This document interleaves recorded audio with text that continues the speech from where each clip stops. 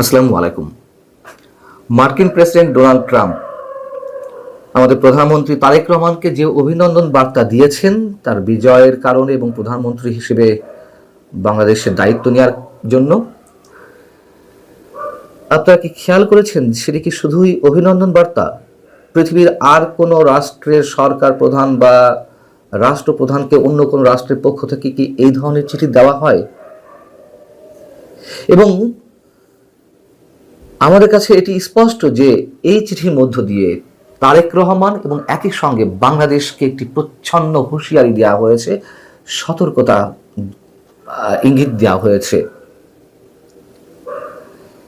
একই সঙ্গে এই চিঠির মধ্য দিয়ে ডক্টর খলিল যে তারেক রহমানের মন্ত্রিসভায় পররাষ্ট্র মন্ত্রণালয়ের দায়িত্ব পেলেন, কি কারণে পেলেন তাও অনেকখানি স্পষ্ট হয়ে ওঠে।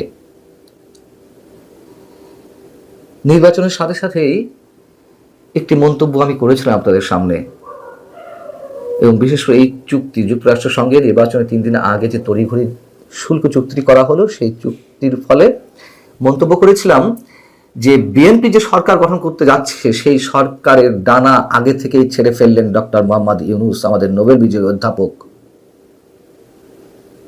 এবং তারই একটা তড়িঘড়ি ইঙ্গিত আমরা পেলাম ডোনাল্ড ট্রাম্পের কথিত অভিনন্দন বার্তায়। তারেক রহমানকে ঐতিহাসিক বিজয়ের জন্য অভিনন্দন জানিয়েছেন ডোনাল্ড ট্রাম্প। তিনি চিঠিতে যুক্তরাষ্ট্র এবং বাংলাদেশের অংশীদারিত্ব, পারস্পরিক সম্মান এবং একটি উন্মুক্ত ইন্দো প্যাসিফিক অঞ্চলে শক্তিশালী ও সার্বভৌম রাষ্ট্রগুলোর সমৃদ্ধি নিশ্চিত করার যৌথ স্বার্থের ভিত্তিতে যে গড়ে উঠেছে সেটি মনে করে দিয়েছেন। নবনির্বাচিত প্রধানমন্ত্রীর নেতৃত্বে দুই দেশের বাণিজ্যিক সম্পর্ক আরও এগিয়ে যাবে বলে আশা প্রকাশ করেছেন। এই পর্যন্ত হলে ঠিক থাকতো, যে ফর্মাল কথাবার্তা এরকমই হয় দুই রাষ্ট্রের মধ্যে, কিন্তু তারপর বাণিজ্য সম্পর্ক এগিয়ে নেওয়ার তাগিদ দিয়ে ডোনাল্ড ট্রাম্প কি বলছেন চিঠিতে, ভালো করে খেয়াল করেছেন কেউ? নিশ্চয় অনেকে চোখে পড়েছে এবং এই বিষয়টি বেশ বিভিন্ন জায়গায় আলোচিত হচ্ছে। তিনি বলছেন যে মেয়াদ শুরুর এই সময়ে আমি আশা করি আমাদের পারস্পরিক বাণিজ্য চুক্তি বাস্তবায়নের মাধ্যমে বাণিজ্যিক সম্পর্কের গতি ধরে রাখতে আপনি আমাকে সহায়তা করবেন। ভালো কথা। প্রতিরক্ষার সহযোগিতার বিষয়ে এর পরপরই তিনি বলছেন, আমি আরো আশা করি আপনি সেই সব রুটিন প্রতিরক্ষা চুক্তি সম্পূর্ণ করতে দ্রুত নির্ণায়ক পদক্ষেপ নেবেন যা শেষ পর্যন্ত আপনার সামরিক বাহিনীকে বিশ্বের সেরা অত্যাধুনিক আমেরিকান সরঞ্জাম ব্যবহারের সুযোগ করে দেবে। মানে এই চুক্তির মাধ্যমে আমাদের সামরিক বাহিনীকেও একদিক থেকে বেঁধে ফেলা হয়েছে। ট্রাম্প বলছেন যে বাংলাদেশে নিযুক্ত আমার রাষ্ট্রদূত, আরো আপত্তিজনক যে কথাটি রয়েছে এখানে, তিনি বলছেন যে বাংলাদেশে নিযুক্ত আমার রাষ্ট্রদূত ব্রেন্ট ক্রিস্টেনসেন এর উপর আমার পূর্ণ আস্থা রয়েছে।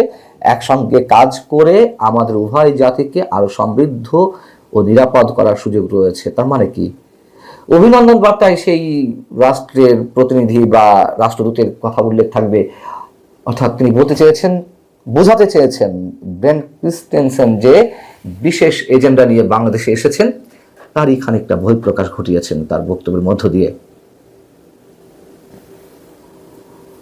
পৃথিবীর আর কোনো রাষ্ট্রের পক্ষ থেকে এমন কোনো শুভেচ্ছা বার্তায় বা অভিনন্দন বার্তায় এই ধরনের কথা নিঃসন্দেহে থাকে না। আমি শুধু একটু মনে করিয়ে দিই কম্পারিজনের জন্য, একটু তুলনা টানি। 2018 সালের তথাকথিত নির্বাচনের মাধ্যমে শেখ হাসিনা যে আবার সরকার প্রধান হিসেবে, প্রধানমন্ত্রী হিসেবে শপথ নিলেন, তার পরপরই এই ডোনাল্ড ট্রাম্প যুক্তরাষ্ট্রের ক্ষমতায় ছিলেন। তিনি যে চিঠি দিয়েছিলেন তার ভাষাগুলো কেমন ছিল? সেখানে তিনি দুই দেশে গণতান্ত্রিক অগ্রগতি এবং অর্থনৈতিক প্রবৃদ্ধি ও সমৃদ্ধির মধ্যে দুই রাষ্ট্রের যে যোগসূত্র রয়েছে সেটি মনে করিয়ে দিয়ে বলছেন, বাংলাদেশের অর্থনৈতিক প্রবৃদ্ধি আরো বাড়াতে বাংলাদেশের প্রধানমন্ত্রী মনোযোগ কেন্দ্রীভূত করবেন। একই সঙ্গে সুষ্ঠু ও পারস্পরিক বাণিজ্য ও বিনিয়োগ, মানবাধিকার রক্ষায় অঙ্গীকার, ব্যক্তির মত প্রকাশ ও গণতন্ত্রায়নের সরকারের মনোযোগ থাকবে বলে যুক্তরাষ্ট্র আশা প্রকাশ করছে। এই ধরনের কথাবার্তা ছিল, যা থাকে সাধারণত অভিনন্দন বা শুভেচ্ছা বার্তায় একসঙ্গে কাজ করার জন্য।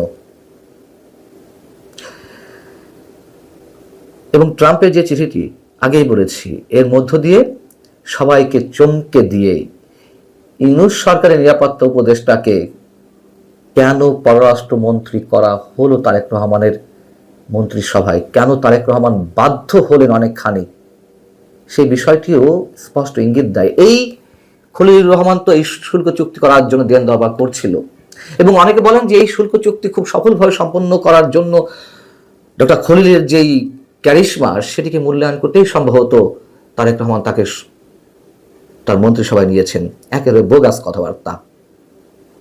বরং যুক্তরাষ্ট্রের পক্ষ থেকে তারেক রহমানকে বাধ্য করা হয়েছে, বা বিশেষ একটি শক্তির পক্ষ থেকে তারেক রহমানকে এটি করতে বাধ্য করা হয়েছে ডক্টর খলিলকে মন্ত্রিসভায় নিতে, এবং এরকম একটি গুরুত্বপূর্ণ মন্ত্রণালয় দেওয়ার জন্য। আস্তে আস্তে সব স্পষ্ট হচ্ছে। তার চেয়ে বড় কথা, ও যে বলছিলাম যে বিএনপি সরকারের ডানা অনেকখানি ছেড়ে ফেলা হয়েছে, ব্যাখ্যাও আমি করেছিলাম। তারপরেও যদি একটু ছোট করে আপনাদের মনে করিয়ে দিই, এই চুক্তির ফলে চীন বা রাশিয়ার মতো রাষ্ট্রগুলো থেকে বাংলাদেশ কোনো অস্ত্র কিনতে পারবে না। আমাদের যে সামরিক বাহিনী, সেখানে চাইনিজ অস্ত্র বেশি ব্যবহৃত হয়, এবং পারমাণবিক চুল্লি অন্য কোথাও থেকে নেওয়া যাবে না। যদি বিকল্প না থাকে, সেক্ষেত্রে হয়তো প্রাথমিক পর্যায়ে রাশিয়া থেকে নেওয়া যেতে পারে বা চীন থেকে নেওয়া যেতে পারে।